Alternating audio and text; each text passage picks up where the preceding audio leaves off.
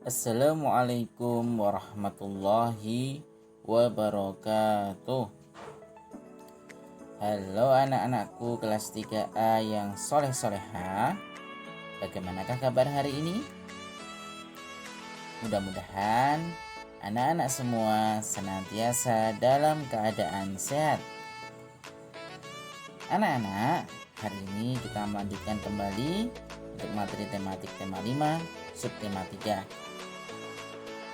Untuk pembelajaran hari ini kita akan belajar pembelajaran keempat dan pembelajaran yang kelima. Silahkan anak-anak dibuka bukunya ya. Untuk buku siswa di halaman 131, sedangkan untuk buku MPA ada di halaman 48.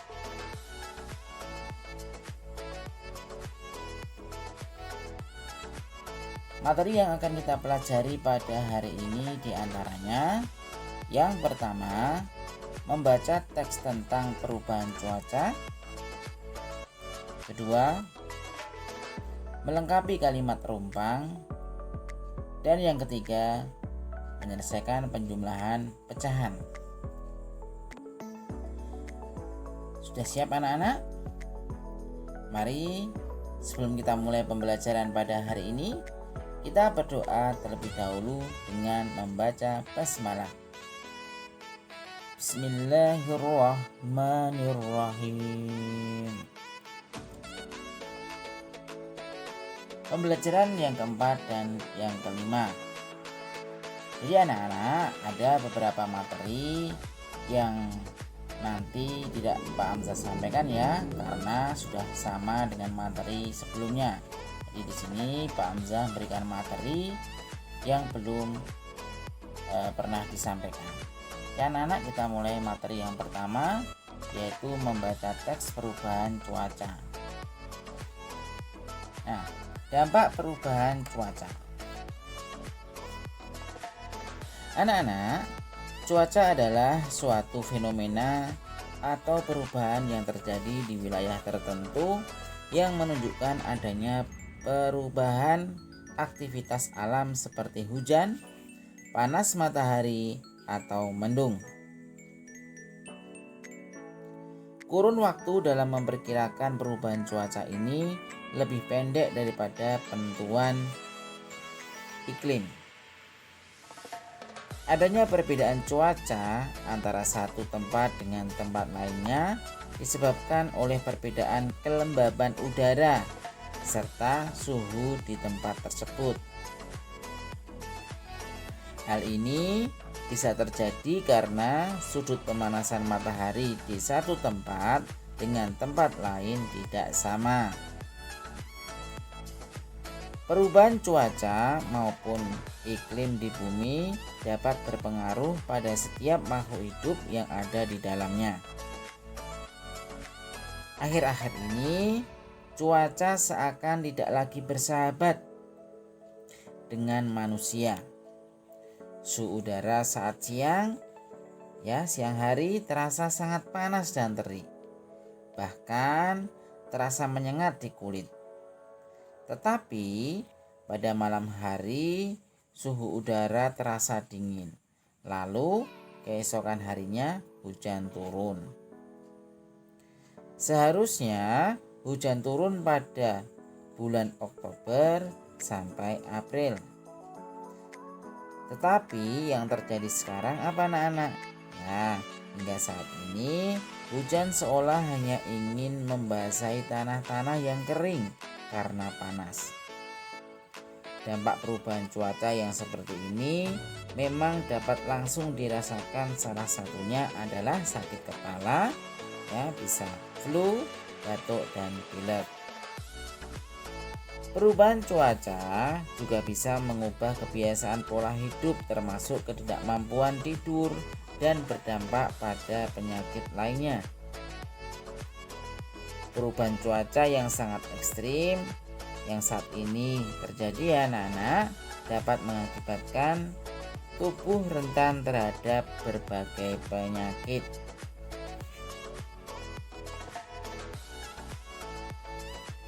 Oke anak-anak, kita lihat ya. Perubahan cuaca yang sangat ekstrim ini dapat mengakibatkan tubuh rentan terhadap penyakit ya anak-anak. Nah, penyakit ini biasa muncul pada saat cuaca ekstrim. Nah, kita lihat yang pertama, apa saja jenis penyakit yang muncul pada saat cuaca ekstrim. Yang pertama yaitu flu. Siapapun yang memiliki kondisi tubuh yang lemah atau kurang sehat dapat terserang flu. Akan tetapi, penyakit ini mudah disembuhkan, cukup dengan makan teratur dan istirahat.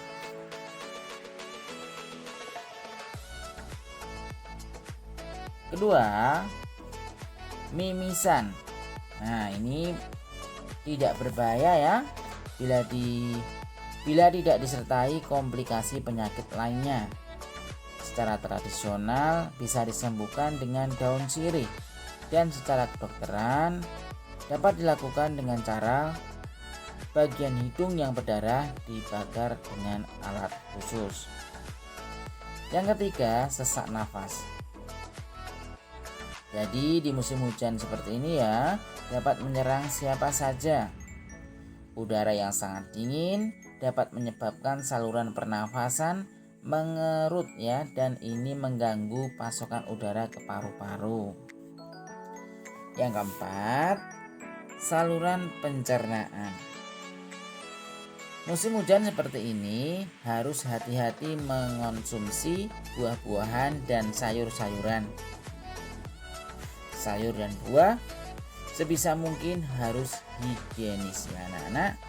Nah, tadi 4 hal atau 4 penyakit yang sering terjadi pada cuaca ekstrim.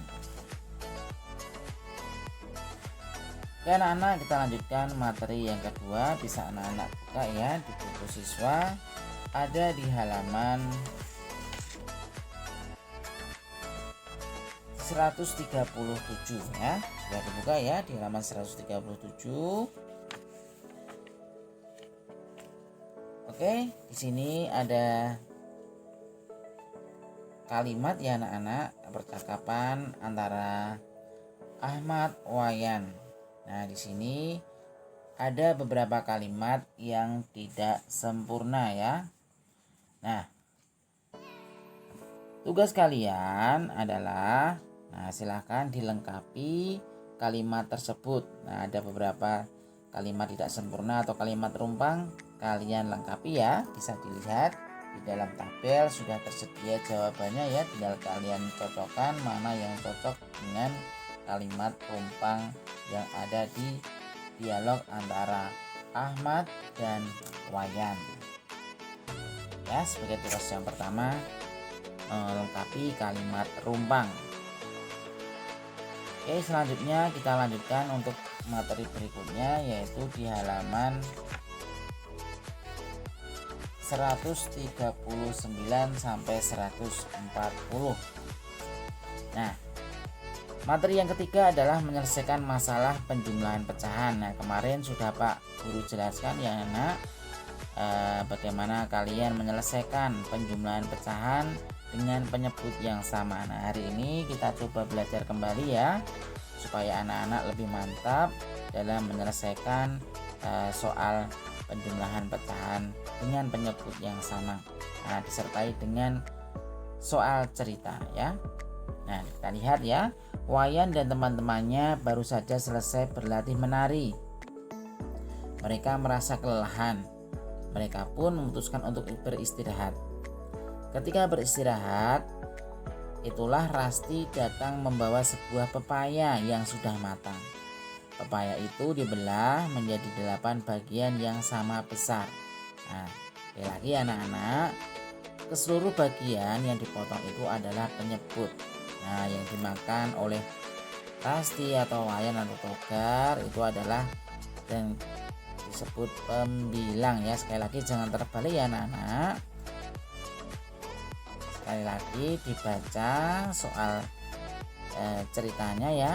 Nah, jangan sampai keliru seperti kemarin ya. Cek kembali yang dimakan berapa bagian ya anak-anak. Nah, itu kamu tuliskan di bagian pembilang. Nah, sekarang sudah dituliskan, tinggal kalian jumlahkan untuk hasil penjumlahan pecahan. Ingat, ketika penyebutnya sama berarti tinggal ditulis saja berapa tadi penyebutnya. Misalnya 10 berarti kamu tulis 10. Kalau 8 berarti ditulis 8. Nah, jangan sampai kemarin ada temanmu ya anak-anak masih keliru dalam mengerjakan. Nah, ketika penyebutnya sama, malah dijumlahkan. Maka dari itu Pak Hamzah ulangi sekali lagi. Nah, kalau penyebutnya sama tinggal kalian tuliskan sesuai dengan penyebut yang ada ya. Tinggal tuliskan misalnya 10 jadi ya 10 dan 8 ya penyebutnya 8. Kita lihat soal yang pertama. Wayan memakan satu bagian pepaya dan Togar memakan satu bagian pepaya. Berapa bagian pepaya yang dimakan Wayan dan Togar? Nah, kalian jumlahkan. Jadi Wayan memakan satu, kemudian Togar juga makan satu. Kalian jumlahkan ya. Yang kedua, Rasti mengambil 2 bagian pepaya dan Melani mengambil 1 bagian pepaya. Berapa bagian pepaya yang diambil Rasti dan Melani? Nah, tinggal kalian jumlahkan ya anak-anak.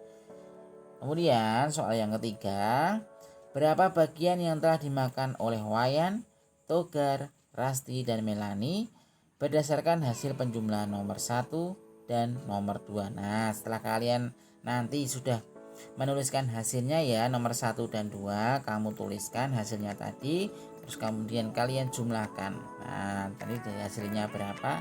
Nah, nanti sudah kalian ketahui jumlah soal dari nomor 1 dan nomor 2. Jadi untuk tugas yang kedua soal matematika ya anak-anak, nah, silahkan nanti dikerjakan, jangan lupa terus dikirimkan ke Google Classroom.